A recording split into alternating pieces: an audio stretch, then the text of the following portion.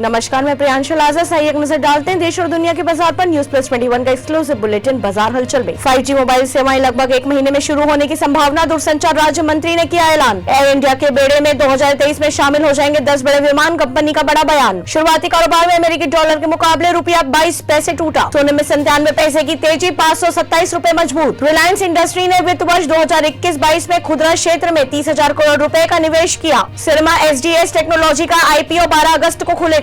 Fincare small finance bank ने नए सिरे से IPO दस्तावेज जमा कराए। अडानी पार्ट्स का पहली तिमाही में मुनाफा 16.86% घटकर 1091.56 करोड़ रुपए हुआ। बांग्लादेश में पेट्रोल 52% महंगा हुआ। इसके बाद भी वहां दाम लगभग भारत के बराबर। पाकिस्तान में पेट्रोल 40% सस्ता। टाटा प्ले ने लॉन्च किए किफायती पैक 249 रुपए में स्टार प्लस से लेकर जी सिनेमा जैसे चैनल।